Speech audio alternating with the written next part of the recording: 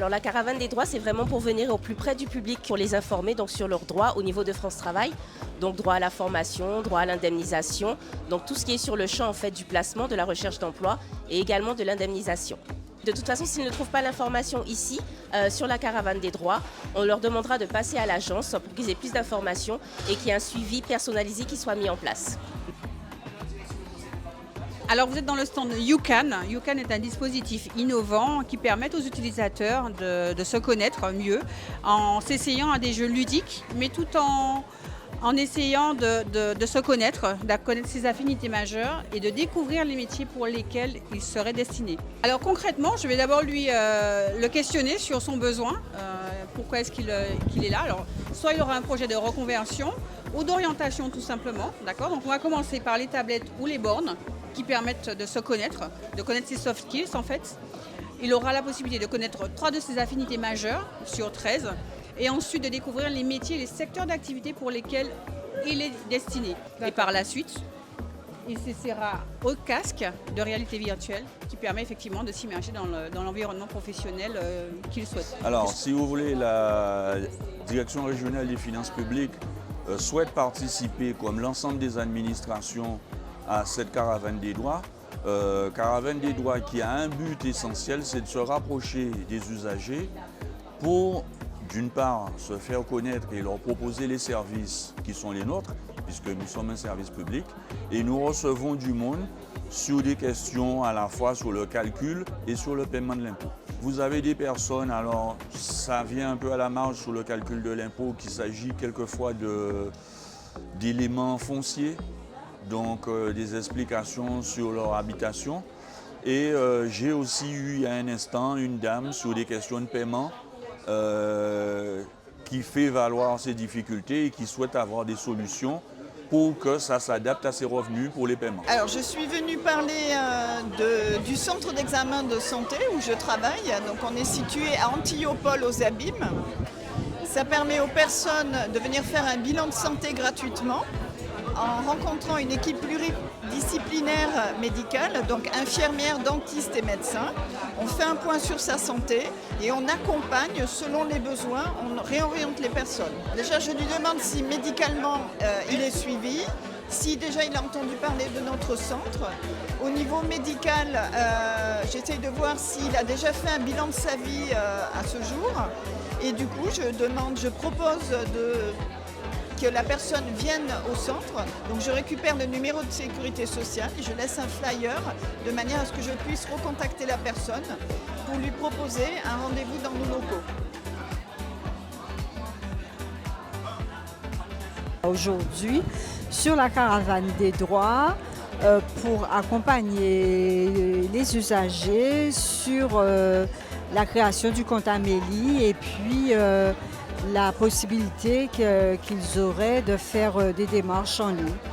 Donc ça peut être des démarches, j'ai besoin de faire une demande de complémentaire santé solidaire.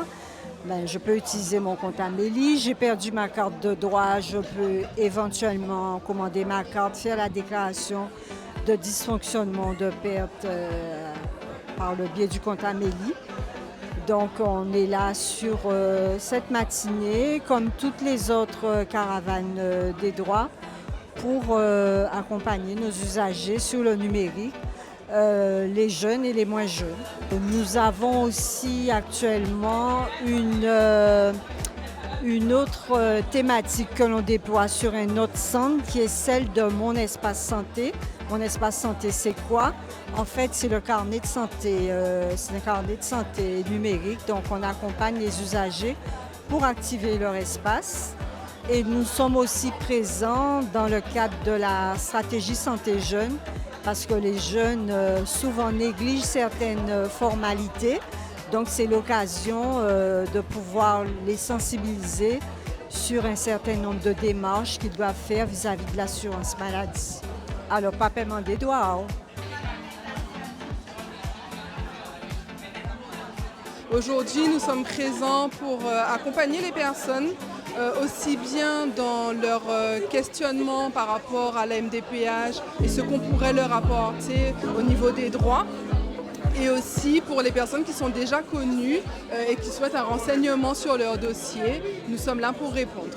Les personnes peuvent venir nous voir pour nous dire qu'elles ont une difficulté quelconque et en fonction, soit effectivement on leur dit ça relève de nos services, voici le dossier, voici comment il faut le remplir, on les accompagne, on explique la partie médicale, on leur donne ensuite rendez-vous à Bisdari si ils dépendent de la région Basse-Terre. Il y a également le siège au Gosier.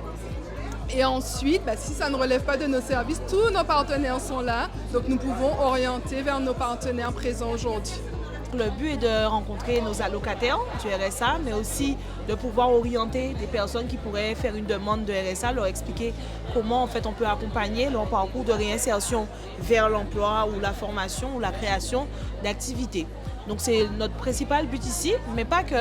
Le but était aussi de rencontrer nos partenaires institutionnels. Donc pour le moment, on attend nos bénéficiaires, mais il y aura un moment où progressivement, on va aussi nous faire le tour des stands pour rencontrer les partenaires avec lesquels on travaille pour l'accompagnement des personnes. Ça dépend déjà des questions de la locataire. Donc la locataire peut nous dire en fait qu'il n'y a personne pour l'accompagner par exemple.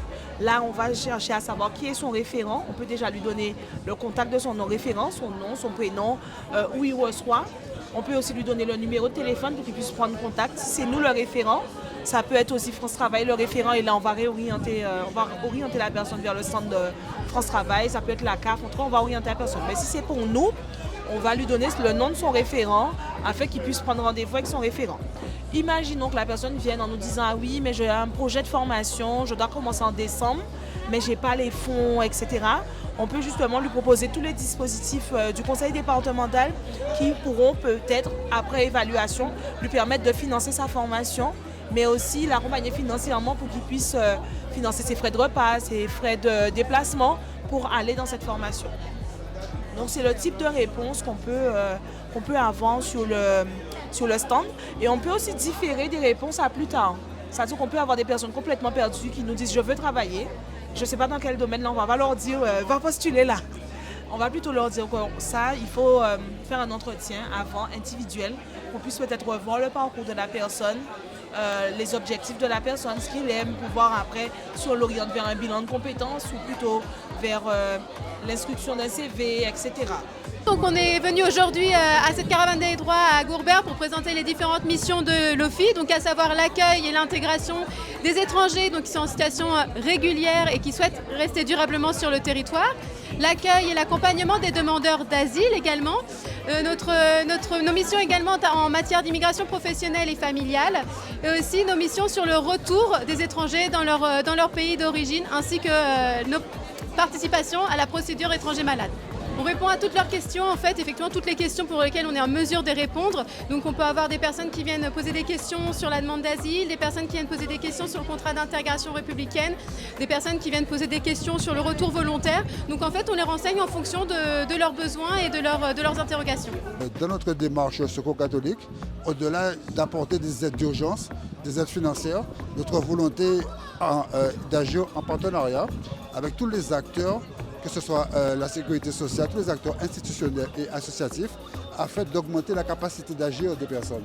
Parce que ce que nous voulons, ce n'est pas simplement aider, mais c'est aussi agir avec nos partenaires pour qu'un jour, et ça c'est une phrase positive, malgré la tournure que je vais dire, pour que les personnes n'aient plus besoin de nous et qu'ils soient en capacité de se débrouiller, de pouvoir maîtriser les outils numériques, pouvoir avoir droit à tous leurs droits, c'est le cas de dire. Et ainsi, toutes les personnes que nous allons aider, accompagner pour pouvoir fonctionner correctement dans la société, eh bien, ça va nous permettre aussi d'agir avec de nouvelles personnes en situation de précarité. Nous faisons de l'accueil-écoute. C'est-à-dire que nous recevons la personne, on a un espace dédié pour un accueil confidentiel et pour pouvoir établir déjà une première situation et ensuite mettre en place ce que nous pouvons faire, les dispositifs que nous avons pour pouvoir aider les personnes dans leur situation. Et nous avons aussi un espace numérique où nous conseillons, nous accompagnons les personnes pour la maîtrise des outils numériques. Et dans une démarche très simple, c'est eux qui font et nos bénévoles sont là pour les guider, les accompagner, les former avec toujours la volonté qu'ils soient autonomes. Paiement des droits. Et pas paiement des droits. Pas paiement des droits et vin venir.